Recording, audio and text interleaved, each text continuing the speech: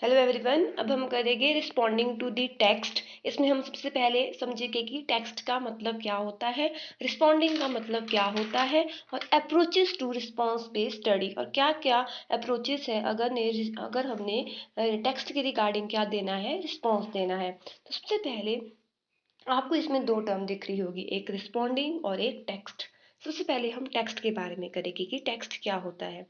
Text का मतलब क्या है, आपके पास कोई एक बुक है, बुक के अंदर जितना भी वो रिटन मटेरियल है, प्रिंटेड फॉर्म में जो लिखा हुआ है, उसको क्या बोलते हैं, हम टेक्स्ट बोलते हैं। टेक्स्ट इज अ रिटन और printed work of a book. जो बुक के अंदर रिटन और प्रिंटेड वर्क है उसे ही क्या बोलते हैं, हम text. Regarding in terms of its content regarding in terms of its content rather than it's physical form, ना कि उसकी जो बुक की बाहरी दिखावा है कि कैसा है, कि फिजिकल अपीयरेंस कैसी है, वो टेक्स्ट नहीं है। टेक्स्ट क्या है, जो उसके अंदर रिटन मटेरियल है, प्रिंटेड फॉर्म है, वो क्या है, हमारा टेक्स्ट होता है।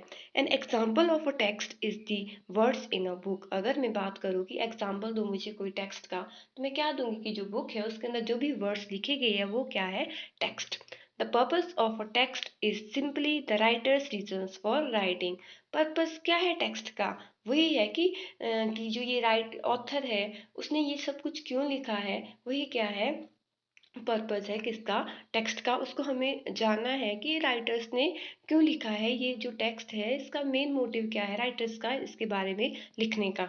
नेक्स्ट पॉइंट है, readers have the job of determining the purpose of a text and understand why the writer is writing and what the writer wants to do with the text. Reader जो भी कोई read कर रहा है उस text को, उसकी और जॉब होगी, उसको ये जानना होगा कि जो ये ऑथर ने लिखा है, जो ये टेक्स्ट है मेरे सामने, इसके थ्रू ऑथर्स मुझे क्या बताना चाहता है और मेन आइडिया क्या है जो ऑथर इससे हमें बताना चाहता है। ये क्या है, रीडर का पर्पस, रीडर का ये है कि जॉब है रीडर की, कि उसे पता होना चाहिए कि जो भी कुछ लिखा है टेक्स्ट में ये उसे पता होना चाहिए कि इसका क्या मतलब है और इससे हमें ऑथर क्या समझाना चाहता है।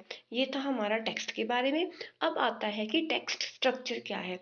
टेक्स्ट स्ट्रक्चर का मतलब होता है कोई भी एक पर्टिकुलर बुक है जिसमें उसके अंदर टेक्स्ट है लिखा हुआ प्रिंटेड और रिटन फॉर्म में, वो किस तरह से ऑर्गेनाइज है, उस इंफॉर्मेशन को ऑथर ने किस तरह से ऑर्गेनाइज किया है, वो क्या होता है, हमारा टेक्स्ट स्ट्रक्चर। तो text structure refers to the way author organize information in text. ये क्या है, वे है कि किस तरह से ऑथर ने ऑर्गेनाइज की है information in the text.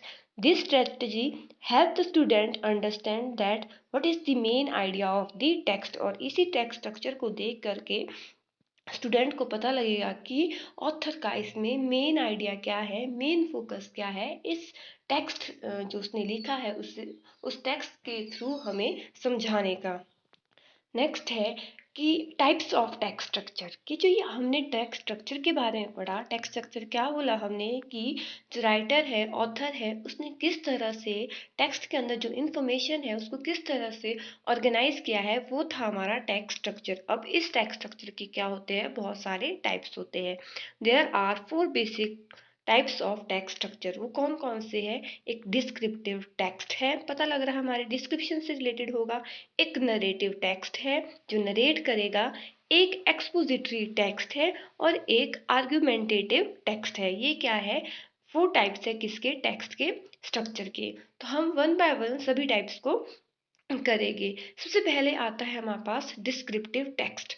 Descriptive text वो टेक्स्ट है, टेक्स्ट तो हमें पता है कि रिटर्न फॉर्म में है, प्रिंटेड फॉर्म में जो मटेरियल है बुक के अंदर वो क्या होता है, टेक्स्ट।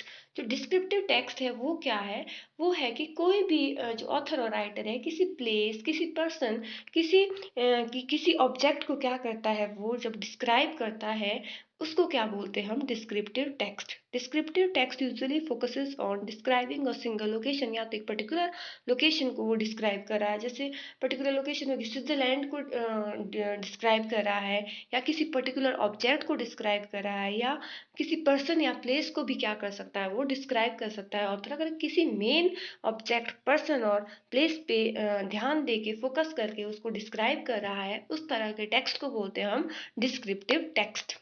नेक्स्ट वन है नरेटिव टेक्स्ट। नरेटिव टेक्स्ट वो टेक्स्ट है जिसमें राइटर ने क्या किया है, एक फेरी टेल स्टोरी अपने अपने उसके अपने इमोशंस है, अपनी अपनी एक स्टोरी बनाई है उसने। जैसे हम पोएम पढ़ते हैं, वो क्या होती है, एक कोई ट्रू चीज़ नहीं है, बस एक स्टोरी बनाई है उसने, मतलब फेरी टेल है। वो क्या होती है, एक नरेटिव टेक्स्ट के नरेटिव टाइप का टेक्स्ट होता है।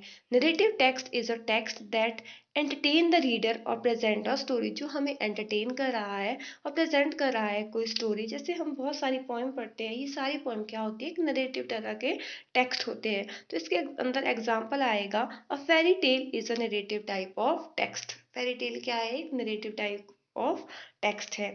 फिर उसके बाद आता है एक्सपोजिटरी टेक्स्ट। एक्सपोजिटरी टेक्स्ट वो टेक्स्ट है जो नॉन फिक्शन कैसा टेक्स्ट है, वो एक नॉन फिक्शन टेक्स्ट है। मतलब इसमें कोई किसी ने खुद से स्टोरी नहीं बनाई है, बल्कि वो फैक्ट्स के ऊपर बेस है, जो सच है फैक्ट्स के ऊपर जो बेस है, उस तरह के टेक्स्ट को हम बोलते हैं एक्सपोजिटरी टेक्स्ट। जैसे हमारी साइंस की बुक है, सोशल साइंस की बुक है, हिस्ट्री की बुक है, जो उसमें सारे जो टेक्स्ट लिखा है वो किसी ने फेरी टेल नहीं है, किसी ने अपने से स्टोरी नहीं बनाई है, बल्कि कैसा है, नॉन फिक्शन है। फिक्शन नहीं है। फिक्शन होता है कि अपने इससे मनगढ़ंत कहानी बना दी, अपने इससे कुछ भी बोल दिया, अपने इमोशंस को लिख दिया। नहीं, ये कैसा टेक्स्ट होता है जिसमें हमने फैक्ट्स के ऊपर जो बेस होता है, जैसे हमारे पास बुक्स होती है, साइंस की बुक है, हिस्ट्री की बुक है, सोशल साइंस की बुक है, जो उसमें टेक्स्ट लिखा होगा वो एक्सपोजिटरी टाइप ऑफ टेक्स्ट होगा।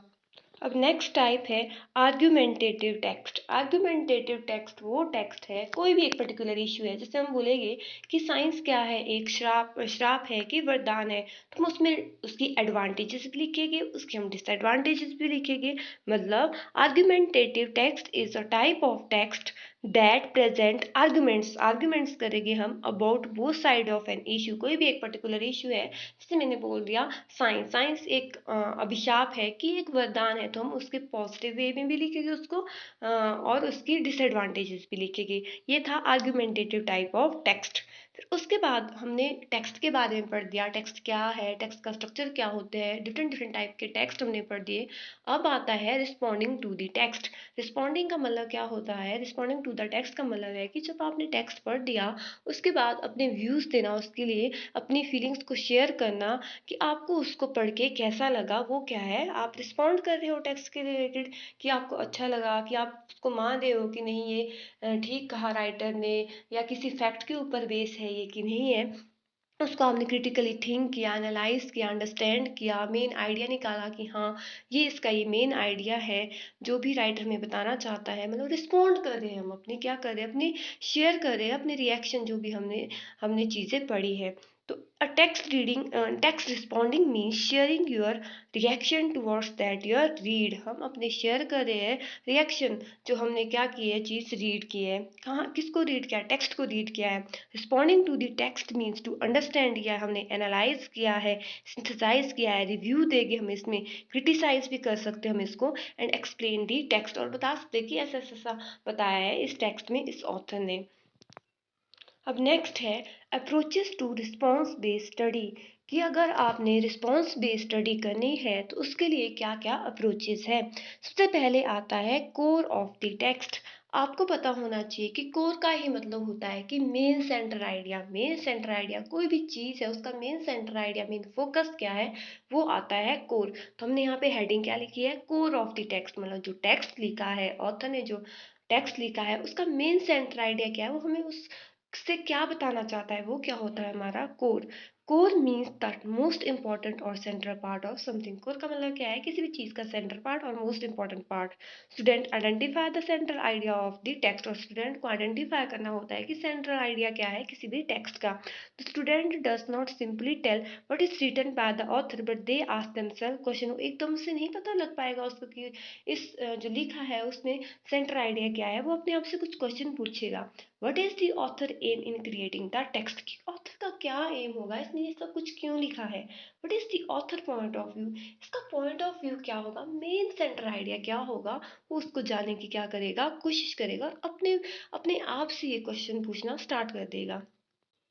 अब नेक्स्ट है कि जो स्टूडेंट है वो ट्राई करेंगे टू आंसर दिस क्वेश्चन, जो ये क्वेश्चन हमने जो उसके मन में पुट हो रहे हैं क्वेश्चन, उसको आंसर देने की वो कोशिश करेगा, और इस तरह सभी एक्टिविटी करके वो क्या करेगा, main centre idea of the text को क्या करेगा, वो निकाल लेगा। तो ये था पहला कोर ऑफ द टेक्स्ट।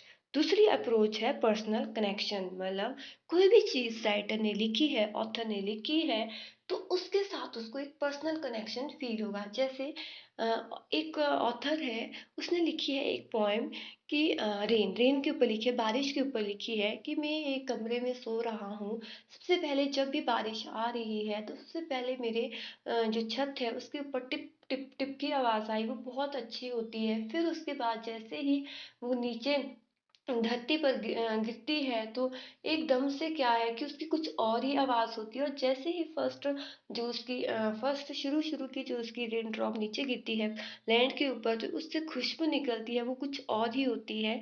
तो ऐसे ऐसे करके वो बारिश के बारे में बता रहा, और बता रहा है कि जब भी बारिश होती है उससे एक अच्छी सी फीलिंग आती है। मतलब अगर ये सब कुछ पॉइंट जो भी है राइटर है, वो ये सब कुछ जब बता रहा है अपनी पोएम के थ्रू, जो भी उसने लिखा है हम रीड करें, तो हम उसके साथ एक पर्सनल कनेक्शन फील करेंगे कि हाँ ऐसा होता है कि नहीं। फिर अगर कोई भी रीडर है जिसमें रीड कर रही हूँ, तो मैं सोचूंगी कि हाँ ऐसा होता है, मुझे भी ऐसा ही लगता है। मतलब पर्सनल कनेक्शन फील होगा कि हाँ सच में ऐसे पहले छत के ऊपर आती है तो कुछ और ही आवाज़ होती है, जब नीचे गिरती है लैंड के ऊपर तो उसकी खुशबू बहुत अच्छी होती है स्टार्टिंग स्टार्टिंग की। तो इस सब के साथ क्या करेगा, वो पर्सनल कनेक्शन फील करेगा कि हाँ सच में ऐसा होता है। तो इसमें क्या आएगा कि पर्सनल कनेक्शन से रिलेटेड आएगा कि here the student express the connection in his personal experience and authors view. Personal experience अपने रखेगा उसमें, जो ऑथर ने हमें दिखाना चाहता है। It is possible only when student read the text on cognitive and affective level and understand it deeply. पर ये तभी पॉसिबल है जब वो किसी भी टेक्स्ट को पहले कॉग्निटिव लेवल पे, मतलब अच्छी तरह से थिंक और रीजन करके पढ़ेगा, और साथ ही साथ अफेक्टिव मतलब दिल से सोचेगा उसको, तो और बिल्कुल डीपली पढ़ेगा उस चीज़ को। The student identify the event of his personal life, और जो भी उसने लिखा है तो उस चीज़ को से रिलेटेड अपने जो पर्सनल लाइफ के एक्सपीरियंस है उसको सोचेगा कि मेरे साथ होता है ऐसा कि नहीं होता। Which help in explaining the text, उसको हेल्प करेगा एक्सप्लेन करने के लिए, टेक्स्ट को एक्सप्लेन करने के लिए। अब नेक्स्ट है रीडिंग बियॉन्ड दी टेक्स्ट, मतलब उसने सब कुछ पढ़ लिया, पूरी टेक्स्ट को पढ़ लिया, फिर वो सोचेगा क्या जो इसमें लिखा है वो ऑथर ने ठीक लिखा है कि नहीं लिखा है। उसमें क्या करेगा वो, at this stage the student are asked to present the text at global level, और देखेगा कि ये सभी जगह पे ये लागू हो रही है चीज़ की नहीं हो रही, कि क्या ऑथर के ही साथ हो रहा है। What are the effects of authors view on world today, जो इसने अपने व्यू रखे हैं उसका कोई हमारी आजकल की प्रेजेंट डे पे वर्ल्ड पे कोई इफेक्ट है कि नहीं है। How do authors view affect human life, और हमारी ह्यूमन लाइफ को किस तरह से ये अफेक्ट कर रहा है। नेक्स्ट है इसमें, फिर वो सोचेगा कि are the issues given in a text are important और नॉट, जो भी इसमें कुछ लिखा है वो इम्पॉर्टेंट है भी है कि नहीं है। In this step of response student tries to understand the whole message completely, और पूरे मैसेज को अच्छी तरह से समझने की कोशिश करेगा। मतलब टेक्स्ट जिसने पढ़ा है वो उसके बियॉन्ड सोचेगा कि ये है कि नहीं है, इसमें ये इसको बोलते हैं रीडिंग बियॉन्ड द टेक्स्ट, जो भी उसने कुछ पढ़ा है उसके उसके उसके उसके अलावा कुछ और सोचेगा। फिर उसके बाद आता है रिविजिटिंग दी टेक्स्ट, मतलब रिविजिटिंग का मतलब होता है वो फिर से क्या करेगा, अब रीड करेगा। जब हम फिर से रीड करते हैं जो हमने पहले पढ़ा, फिर हम हमेशा, मेरे साथ भी ऐसे ही होता है, क्योंकि जब मैं फिर से रीड करती हूँ तो न्यू न्यू इन्फॉर्मेशन मुझे और एडअप होती है कि नहीं ये मेरे से पहले मैं मिस कर दिया था, इसका मतलब ये है। तो मतलब रिविजिट का मतलब है reread. Revisiting the text means to reread the text, reread किया एंड री थिंक किया about it so that some new facts में कम इनटू फोर्स, ताकि अगर कुछ में से स्किप हो गया, some new facts come into force, and the purpose of rereading the text is to read the text deeply। reread का मतलब यही है कि पर्पस है कि मैंने फिर से क्या करना, उसको डीपली रीड करना है। It is the possibility to finding new meaning in the text by rereading, और ये पॉसिबिलिटी मैंने भी मैक्सिमम टाइम देखी है कि जब हम री रीड करते हैं तो हाँ मुझे और अच्छी तरह से समझ में आता है। ना ये पॉसिबिलिटी होती है कि हम न्यू मीनिंग को क्या करते हैं, फाइंड करते हैं जब हम और री रीड करते हैं किसी भी टेक्स्ट को। तो ये सारी क्या थी, अप्रोचेस थी।